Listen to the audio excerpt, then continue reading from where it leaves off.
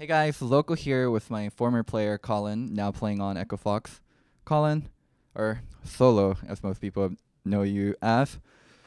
Pretty interesting game today versus TSM. Yeah. Yeah. I mean, it was kind of like the first game, right? I don't know. It seemed unlosable, and then and then we lost. So it was pretty tough. I'm not gonna lie. How did it get to an unlosable state with TSM? TSM actually has, I think, second or the third best early game in terms of stats. Uh-huh. So you guys beating them in early game is no small feat. Yeah. And you guys still managed to throw a massive lead. Second Elder Dragon. What happened? Well, I think the early game we played, really, really well. Especially Panda. I think he was just like really in control and got information from lanes and did everything that we needed him to. So game was really in control for us the first 25 minutes. I just think we were a little pressured by like the Ryze split push because it was like a little bit difficult to deal with. But I think we just maybe should have played for more of the tier 2s, and we kind of messed up a little bit of our Baron. And then after that, game is theirs to lose, really. So on the Ryze split push, I actually thought you guys could have done a much better job of holding it if you play a little defensive and you guys use the Galio a little bit more actively because Galio is semi-global. Was that something not talked about in game? Did you guys think you guys did the best job in terms of playing versus the Ryze? I think after he got Banshees, it was almost impossible for even Galio to like 2v1 him. But we did a pretty good job just having like Triss kind of hover down. I think if we kept Triss mid a little bit earlier, we didn't have to lose the tier 1. But I think we handled it fairly well. It's just like he has a really easy time split pushing against our comp. We just needed to be more proactive, I think, making plays on the other side. So I want to ask a little bit about what happened to Rush, and people are dying to know why is Rush bench? Who got him bench? Who do we yell at? Where can the angry Twitter fans go? Where can the angry Rush fans go?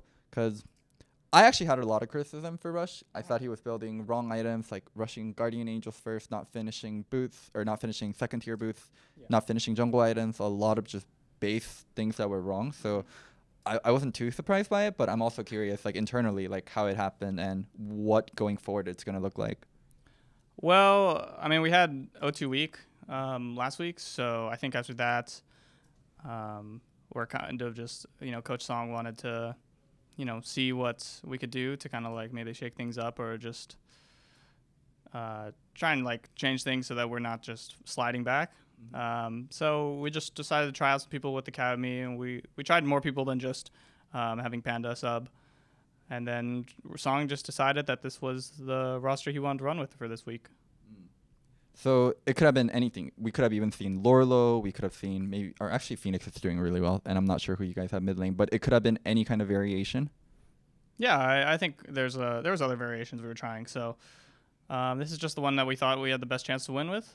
There was no really internal problems or anything. It was just kind of Song's trying to put together the best roster for us to succeed, and he thought that this was the way to go. Also, who the hell is Panda? I'm not gonna lie to you.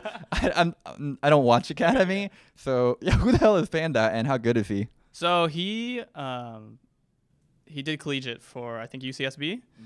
I'm not sure how long, maybe a year. So he was in the collegiate. He was obviously challenger too, and he went to scouting grounds this last the most recent one. I don't remember how well he did or who he was matched up with necessarily, but yeah, he did scouting grounds. Got picked up by Echo Fox Academy, and then Academy has been doing really well. They won like 6 games straight before they lost a couple days ago or yesterday maybe.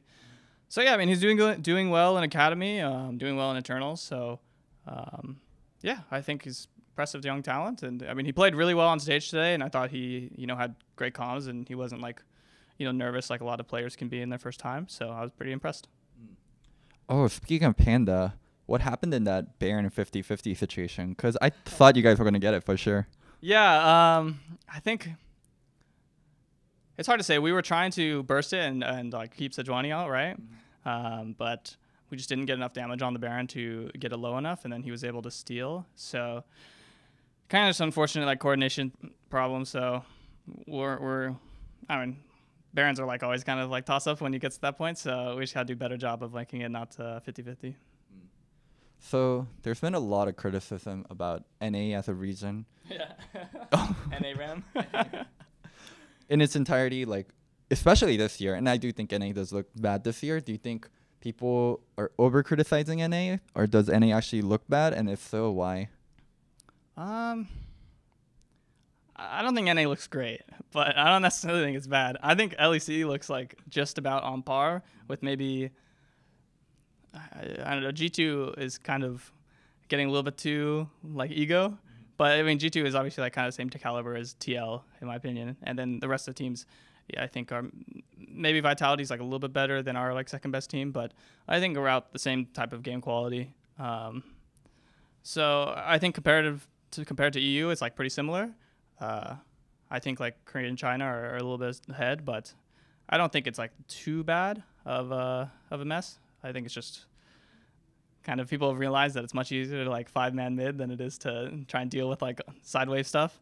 And people are just trying to like make playoffs, so this is like the easiest way to do it. So keep it dumb for all the North American talent out there. I mean, people realize that, just pick 5-man scaling, just try and get to mid to late game and just 5-man mid and just play around Baron, and then hopefully the other team just doesn't do anything, right? Like that's kind of the formula.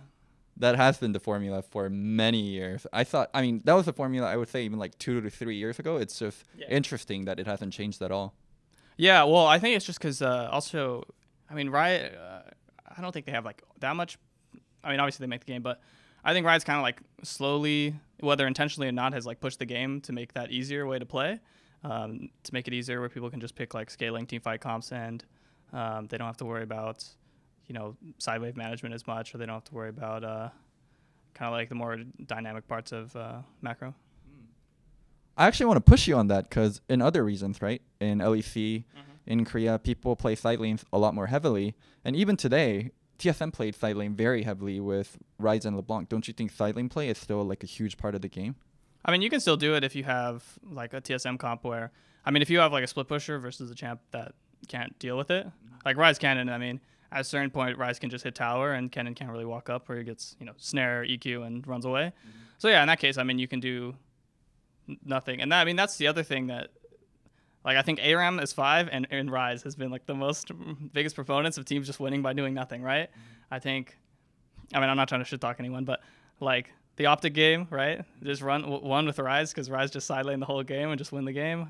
Even today, like TSM did it, 100 Thieves did it to a little bit less extent because, I mean, they kind of, CG kind of entered into them. But yeah, I mean, having Ryze just like side lane the whole entire game has worked, and 5-manning mid has always worked, So the two major strats of North America. I think that's probably been the most winning formula is those two things. But I get what you're saying, though. I mean, there is a place for it. I just think it's like a little bit harder to pull off. And I mean, if we had like a hyper tank or something, right? Like if I was Sion, we could probably just like start Baron and then he can't split push, and it makes it so it kind of just depends. So any final words for Echofox fans, solo fans? Even though we lost, I think we made a lot of progress this week, and I think it showed.